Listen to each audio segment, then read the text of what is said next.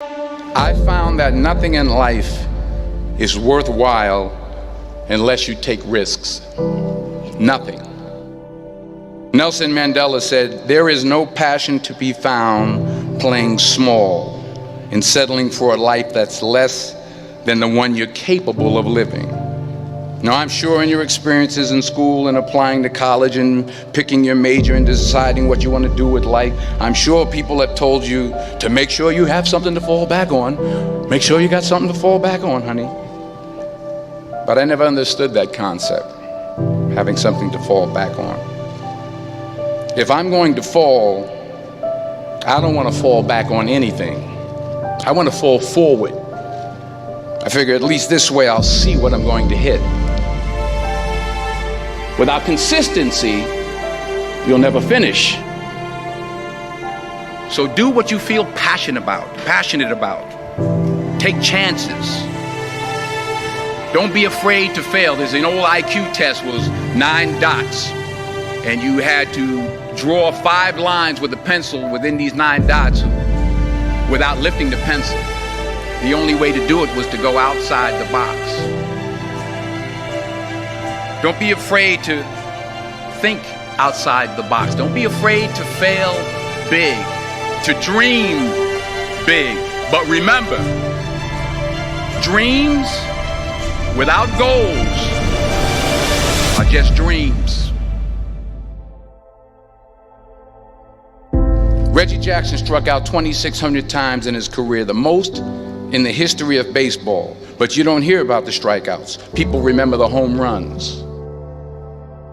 Fall forward. Thomas Edison conducted 1,000 failed experiments. Did you know that? I didn't know that. Because the 1,001st was the light bulb. Fall forward. Every failed experiment is one step closer to success. You've got to take risks, and I'm sure you've probably heard that before, but I want to talk to you about why that's so important. You will fail at some point in your life. Accept it. You will lose. You will embarrass yourself. You will suck at something. There's no doubt about it. And I know that's probably not a traditional message for a graduation ceremony, but hey, I'm telling you, embrace it, because it's inevitable.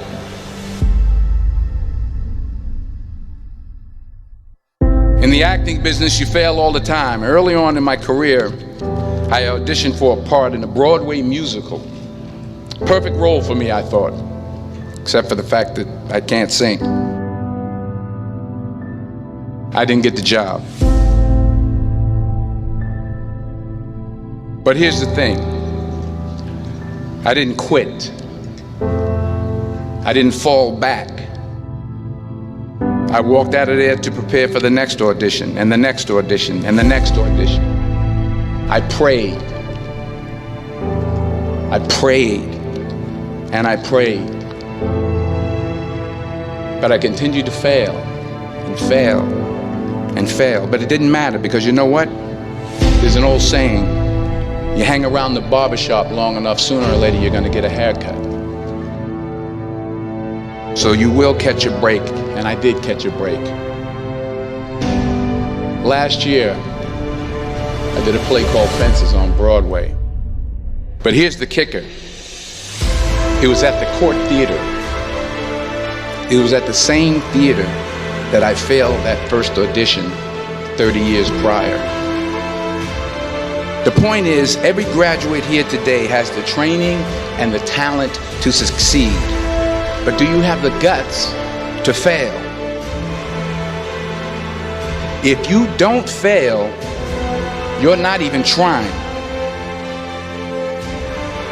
I'll say it again. If you don't fail, you're not even trying. To get something you never had, you have to do something you never did. So imagine you're on your deathbed, and standing around your deathbed are the ghosts representing your unfulfilled potential. The ghost of the ideas you never acted on. The ghost of the talents you didn't use.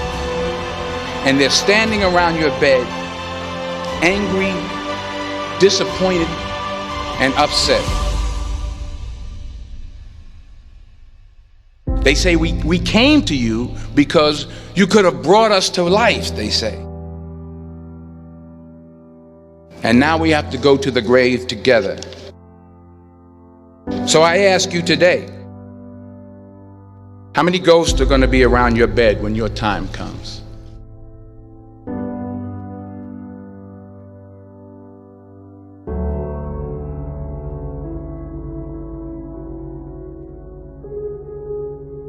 I just got back from South Africa. It's a beautiful country, but there are places there with terrible poverty that need help. And Africa is just the tip of the iceberg. The Middle East needs your help. Japan needs your help. Alabama needs your help. Tennessee needs your help. Louisiana needs your help. Philadelphia needs your help. The world needs a lot, and we need it from you. We really do. We need it from you young people. I mean, I'm not speaking for the rest of us up here, but I know I'm getting a little grayer. We need it from you, the young people, because remember this.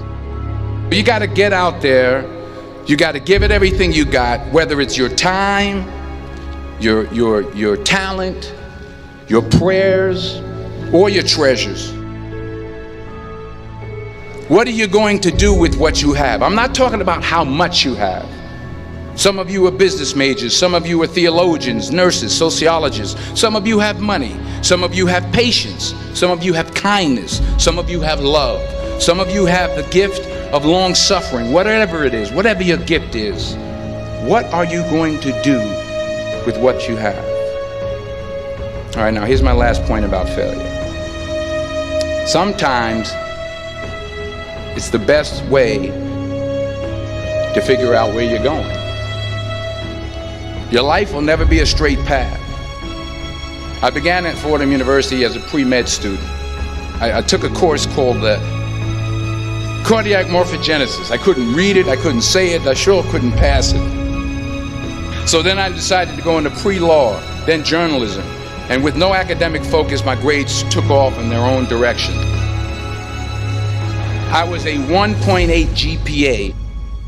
And the university very politely suggested that it might be better to take some time off. I was 20 years old. I was at my lowest point. And then one day, and I remember the exact day, March 27th, 1975, I was helping my mother in her beauty shop. My mother owned a beauty shop up in Mount Vernon.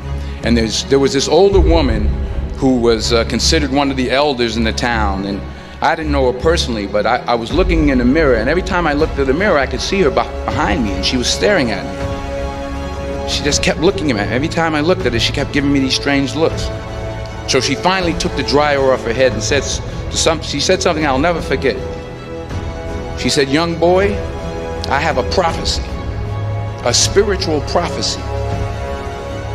She said, "You are going to travel the world and speak to millions of people." And in the years that followed, just as that woman prophesied, I have traveled the world and I have spoken to millions of people through my movies. Millions who up till this day couldn't see me, who up till this day I couldn't see while I was talking to them, and they couldn't see me, they could only see the movie. They couldn't see the real me. But I see you today, and I'm encouraged by what I see. And I'm strengthened by what I see. Because taking risk is not just about going for a job. It's also about knowing what you know and what you don't know. It's about being open to people and to ideas. The chances you take, the people you meet, the people you love, the faith that you have, that's what's going to define you. The first question might be, why should you even bother improving yourself? And I think the answer to that is something like, so you don't suffer any more stupidly than you have to.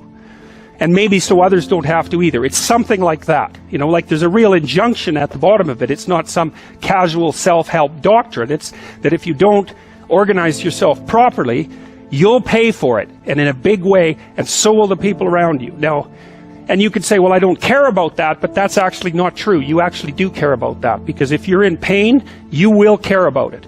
And so you do care about it, even if it's just that negative way, you know. It's very rare that you can find someone who's in excruciating pain who would ever say, well, it would be no better if I was out of this. Sort of pain is one of those things that brings the idea that it would be better if it didn't exist along with it. It's incontrovertible.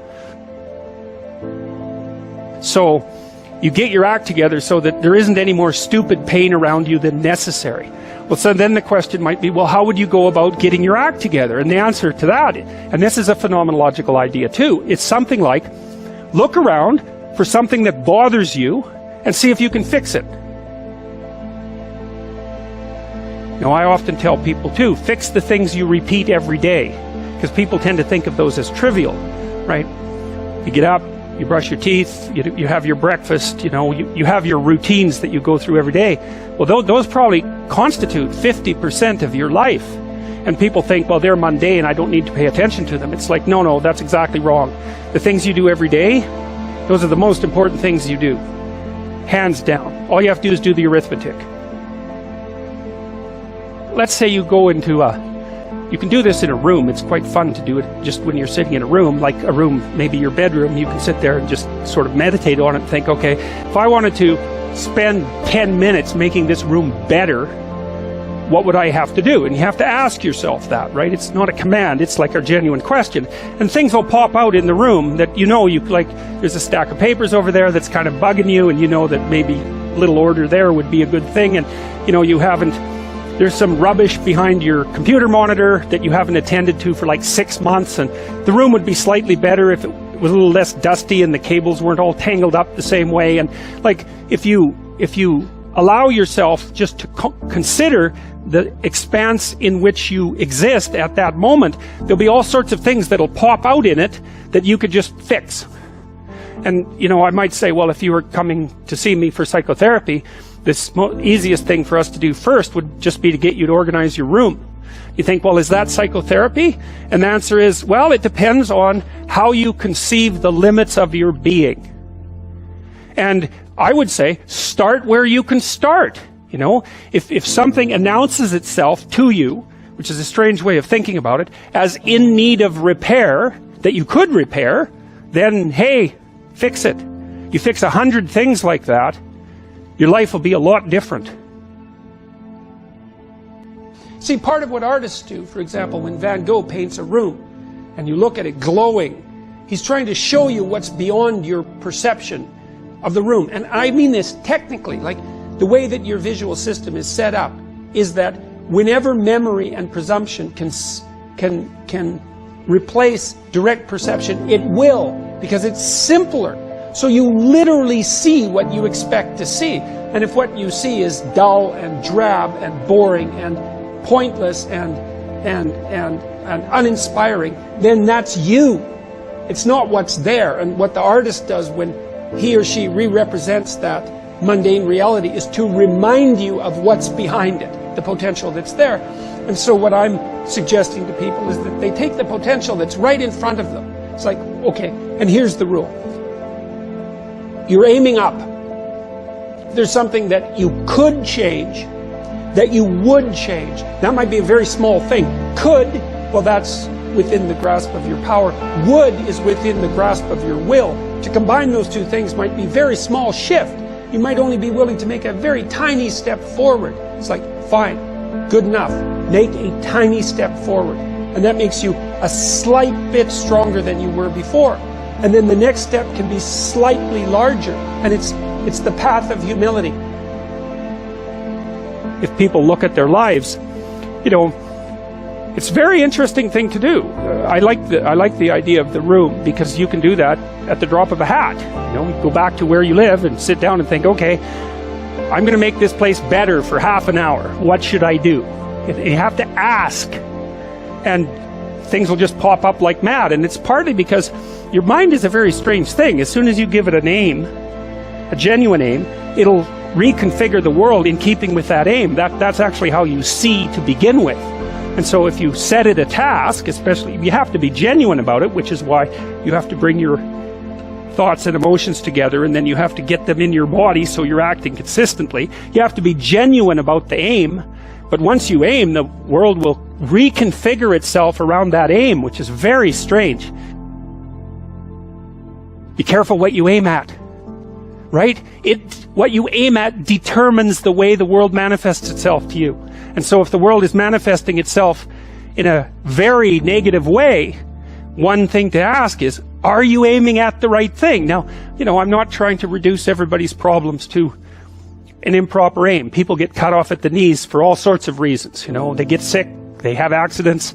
There's a random element to being, that's for sure. And so you don't want to take anything, even that particular phrase, too far. You want to bind it with the fact that random things do happen to people.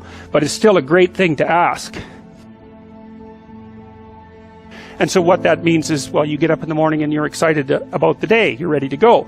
And so as far as I can tell, what you do is you specify your long-term ideal. Maybe you also specify a place you want to stay the hell away from so that you're terrified to fail as well as excited about succeeding, because that's also useful. You specify your goal. You do that in some sense as a unique individual. You want to specify goals that make you say, oh, if that could happen as a consequence of my efforts, it would clearly be worthwhile. Okay, well, this is what I'm aiming for. How does that instantiate itself day to day, week to week, month to month? And that's where something like a schedule can be unbelievably useful. Google Calendar. It's like, make a damn schedule and stick to it. Okay, so what's the rule with the schedule?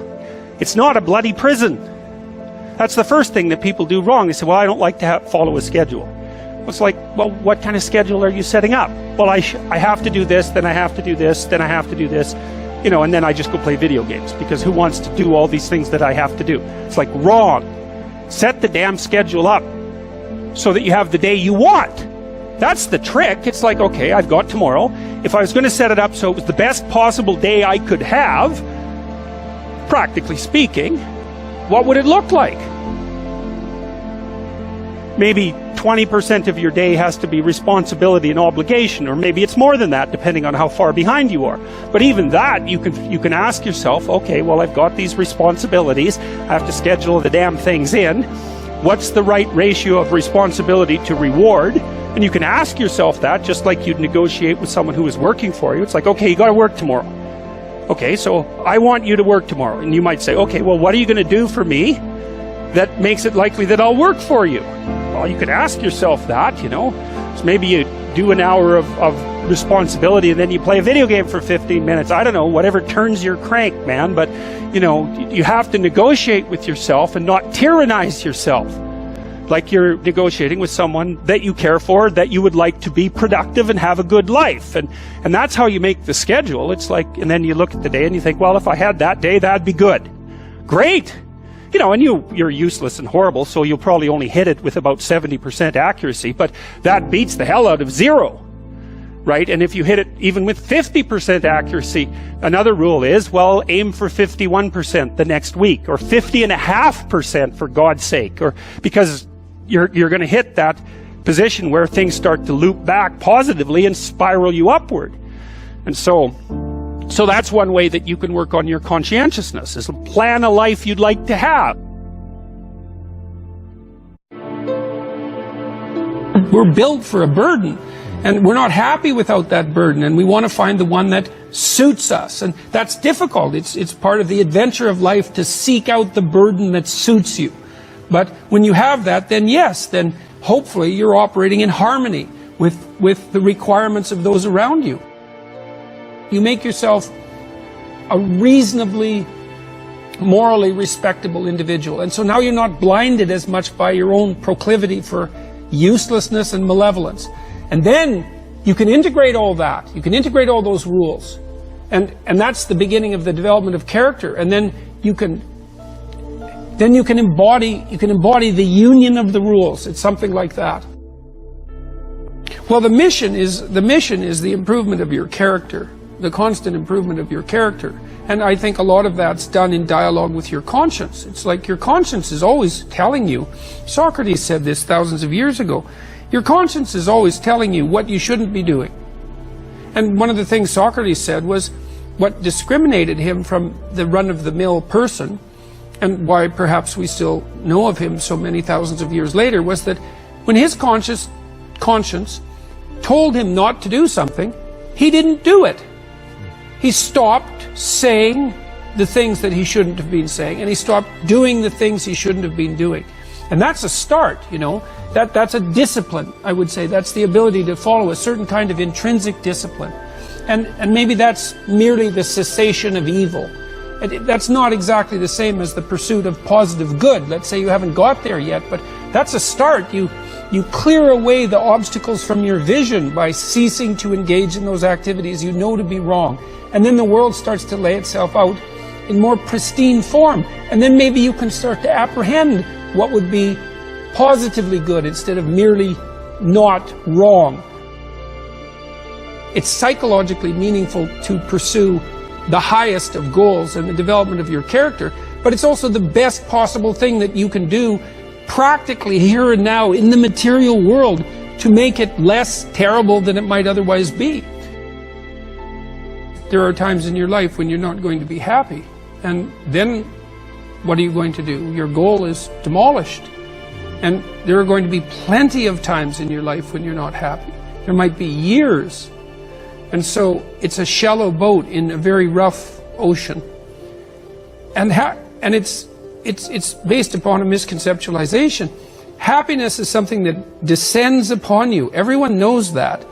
You know, it comes upon you suddenly. And then you should be grateful for it, because there's plenty of suffering. And if you happen to be happy, well, wonderful. Enjoy it. Be grateful for it. And maybe try to meditate on the reasons that it manifested itself, right? Because it can come as a mystery, you know. You don't necessarily know when you're going to be happy. Something surprising happens and delights you. And you can analyze that. You can think, well, I'm doing something right. I'm in the right place right now. I've done something right. Maybe I can hang on to that. Maybe I can learn from that. What you should be pursuing instead is, well, there's two things. You should be pursuing who you could be. That'd be the first thing. It's like, because you're not who you could be, and you know it. You have guilt and shame and regret, and you berate yourself for your lack of discipline and your procrastination and all your bad habits. You know perfectly well that you're not who you could be. And God only knows who you could be. And so that's how you should be that's what you should be striving for. And associated with that, you should be attempting to formulate some conception of the highest good that you can conceive of, that you can articulate. Because why not aim for that? It's like your life is short and it's troublesome. And perhaps you need to do something worthwhile with it. And if so, then you should do the most worthwhile thing. And you should figure out what that is for you. And part of that's definitely going to be to develop your character as much as possible, to dispense with those parts of you that are unworthy. And then maybe, if you're fortunate, and you do that carefully, then happiness will descend upon you from time to time. And that's the best you've got.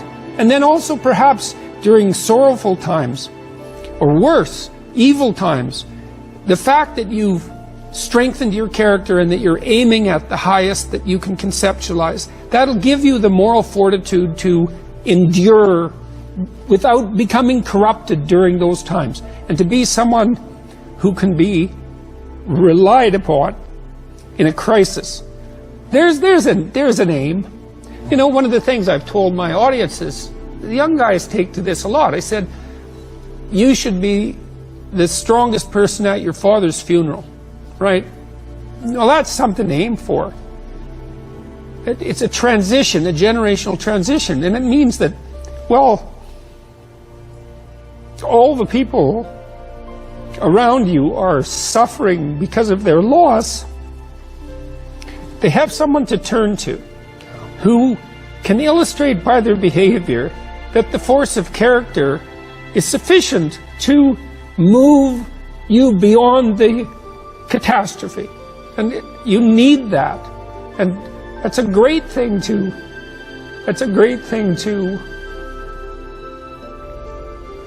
hypothesize as your aim. And happiness just evaporates as irrelevant in light of that sort of conceptualization. The internal problem is, how do you deal with tragedy and malevolence? And you can say, well, I'm not prepared. It's like, yeah, fair enough. Unsurprising, especially if you were overprotected as a child. It's not a good idea to overprotect your kids, because the snakes are going to come into the garden no matter what you do. And so then you, instead of trying to keep the damn snakes away, what you do is you arm your child with something that can help them chop them into pieces and make the world out of them. So that the trick for human thriving in the face of suffering and malevolence is strength, not protection. It's a completely different idea. We also know this clinically. We know, for example, that if you treat people with exposure therapy for agoraphobia, which is, roughly speaking, the fear of chaos, I would say, the fear of everything, you don't make them less afraid. You make them braver. It's not the same thing. And the thing to me is that everything else pales in comparison to that. That's why it says in the New Testament that you should stack up riches in heaven. It's like there isn't anything better than that. You know, you're functioning well, your family's functioning well, you're contributing to your community. What you're doing is worthwhile, you know. You're not tormented by your conscience. You're aiming at something that the sacrifices that you have to make that clearly justify the sacrifices you have to make. Maybe even the sacrifice of your life, because you're in this, like this is a mortal game. You're in this with your whole life. And you'd think that what that would mean, at least in part, is that you need to find a game to play that's of sufficient grandeur and nobility so that perhaps even the fact that mortality is built into the structure now becomes justifiable. I mean, it's a hell of an ambition, but it doesn't seem to me to be something that's impossible. I think you can live your life enough so that it justifies itself despite its limitation. That's the real question. Can you do that? And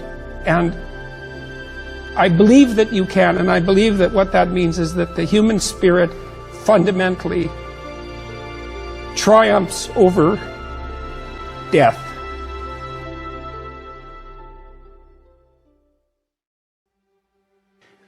The world shifts itself around your aim, because you're a creature that has an aim. You have to have an aim in order to do something. You're an aiming creature. You look at a point and you move towards it. It's built right into you. And so you have an aim. Well, let's say your aim is the highest possible aim. Well, then, so that sets up the world around you. It organizes all of your perceptions. It organizes what you see and you don't see. It organizes your emotions and your motivations. So you organize yourself around that aim, and then what happens is the day manifests itself as a set of challenges and problems, and if you solve them properly, then you stay on the pathway towards that aim, and you can concentrate on the day, and so that way you get to have your cake and eat it too, because you can point into the distance, the far distance, and you can live in the day. And it seems to me that that makes every moment of the day supercharged with meaning. That's how, because if everything that you're doing every day is related to the highest possible aim that you can conceptualize, well, that's the very definition of the meaning that would sustain you in your life. Well, and then the issue is, well, back to Noah. Well, all hell's about to break loose and chaos is coming. It's like when that's happening in your life, you might want to be doing something that you regard as truly worthwhile, because that's what will keep you afloat when everything is flooded. And you don't want to wait until the flood comes to start doing that, because if your ark's half built and you don't know how to captain it, the probability is very high that you'll drown. Human beings are weird creatures because we're much more activated by having an aim and moving towards it than we are by attainment. And what that means is you have to have an aim. And that means you have to have an interpretation. And it also means that the nobler the aim, that's one way of thinking about it, the better your life. And that's a really interesting thing to know, because, you know, you've heard ever since you were tiny that you should act like a good person, and you shouldn't lie, for example. And you might think, well, why the hell should I act like a good person, and why not lie? I mean, even a 3-year-old can ask that question, because smart kids learn to lie earlier, by the way. And they think, well, why not twist the fabric of reality so that it serves your specific short-term needs? I mean, that's a great question. Why not do that? Why act morally? If you can get away with something, and it brings you closer to something you want, well, why not do it? These are good questions. It's not self-evident. Well, it seems to me tied in with what I just mentioned. It's like you destabilize yourself and things become chaotic. That's not good. And if you don't have a noble aim, then you have nothing but shallow, trivial pleasures, and they don't sustain you. And that's not good, because life is so difficult, it's so much suffering, it's so complex. It ends, and everyone dies, and it's painful. It's like, without a noble aim, how can you withstand any of that? You can't. You become desperate, and once you become desperate, things go from bad to worse very rapidly when you become desperate. And so there's the idea of the noble aim, and it's not something. It's something that's necessary. It's the bread that people cannot live without, right? That's not physical bread. It's the noble aim. And what is that? If you configure your life so that what you are genuinely doing is aiming at the highest possible good, then the things that you need to survive and to thrive on a day-to-day basis will deliver themselves to you. That's a hypothesis, and it's not some simple hypothesis, right? Because what it basically says is, if you dare to do the most difficult thing that you can conceptualize, your life will work out better than it will if you do anything else.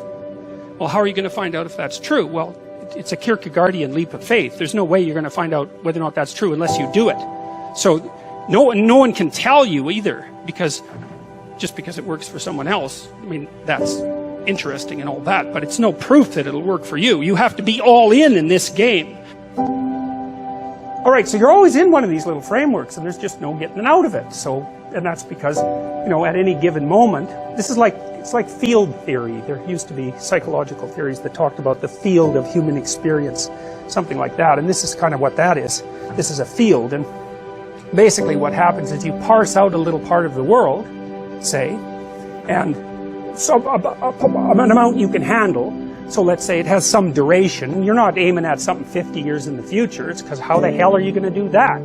There's too many variables, So you're aiming at some handleable amount of time, and you posit a goal in there, and you plot your route, and then that tells you what's up and tells you what's down, because up moves you towards the goal and down moves you away from the goal, and that sets up your motivational framework so that you have something worth attaining. That's a really interesting thing to know too. It's like, why have a goal? Well, it's easy. No goal, no positive emotion. Because you experience positive emotion by noticing that you're moving towards a goal. And so if you don't have a goal, well, you can't have any positive emotion. So you better have a goal. One thing to remember is that if you don't erect a hierarchical structure with something to aim at, you got no positive motivation, because you experience positive motivation in relationship to a goal, not from attaining the goal. That's satisfaction. And besides, it's fleeting. You know perfectly well. You graduate from university, poof, next day you have a problem, which is what do you do next? And that's a tough problem. It's not like you've solved your problems by winning that game. You just introduced the problem of having to introduce another game. So it's unreliable as a source of positive emotion, but what's reliable is you set a goal and you try to attain it, and then that gives your life, that literally provides your life with meaning. And so you might say, well, what should the goal be?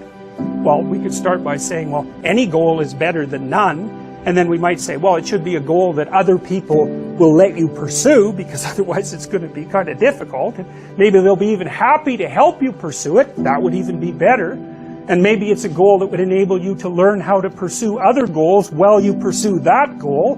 Boy, that would really be good. And so you can see that your goal is parameterized, but that doesn't mean that any old goal works. It means there's some goals that work nicely and some not so nicely. There are playable games and non-playable games. That's a good way of thinking about it. And you want to have a playable game. And there's a lot of them. Lawyer, plumber, actor, whatever. They're playable games. And it's not obvious which one's better, but it's certainly obvious which ones are sustainable and which ones are worse. So there's a set of playable games, and you need to extract from that set of playable games a game that suits you. And that would be partly due to your temperament, because extroverted people want to play an extroverted game, and highly neurotic people want to play a safe game, and agreeable people want to play a generous game, and disagreeable people want to play a game that's highly competitive so they can win, and, fine. But they're all within the realm of playable games. The world's way more complicated than a text, and so there's an infinite number of ways that you can look at the world. And so how do we know that any one way is better than any other way? That's a good question. Now, the postmodern answer was we can't. And that's not a good answer, because you drown in chaos under those circumstances, right? You can't make sense of anything. And that's not good, because it's not neutral to not make sense of things. It's very anxiety-provoking. It's very depressing, because if things are so chaotic that you can't get a handle on them, your body defaults into emergency preparation mode, and your heart rate goes up, and your immune system stops working, and like you burn yourself out. You age rapidly because you're surrounded by nothing you can control. It's that's an existential crisis, right? It's anxiety-provoking and depressing. Very hard on people. And even more than that, it turns out that the way that we're constructed neurophysiologically is that we don't experience any positive emotion unless we have an aim and we can see ourselves progressing towards that aim. It isn't precisely attaining the aim that makes us happy. As you all know, if you've ever attained anything, because as soon as you attain it, then the whole little game ends. Then you have to come up with another game, right? So it's Sisyphus. Well, you don't want to suffer so much that your life is unbearable, right? That just seems self-evident. Pain argues for itself. I think of pain as the fundamental reality, because no one disputes it, right? I mean, even if you say that you don't believe in pain, it doesn't help when you're in pain. You still believe in it, right? You can't pry it up with logic and rationality. It just stands forth as what the fundament of existence, and that's actually quite useful to know. Say, well, you don't want any more of that than is absolutely necessary. And I think that's self-evident. And then you say, well, wait a minute, it's more complicated than that. You don't want any more of that that's necessary today, but also not tomorrow, and not next week, and not next month, and not next year. So however you act now, better not compromise how you're going to be in a year, because that would just be counterproductive. That's part of the problem with short-term pleasures, right? It's like act in haste, repent at leisure. Everyone knows exactly what that means. So you have to act in a way that works now and tomorrow and next week and next month and so forth. And so you have to take your future self into account. And human beings can do that. And taking your future self into account isn't much different than taking other people into account. There's no better pathway to self-realization and the ennoblement of being than to posit the highest good that you can conceive of and commit yourself to it. And then you might also ask yourself, and this is definitely worth asking, is do you really have anything better to do? And if you don't, well, why would you do anything else? And the probability is that if you manifest yourself properly in the world, that those things will come your way is extraordinarily high. And I believe that that's exactly right. I mean, I've watched people operate in the world, and I would say that there is no more effective way of operating in the world than to conceptualize the highest good that you can and then strive to attain it. There's no more practical pathway to the kind of success that you could have if you actually knew what success was.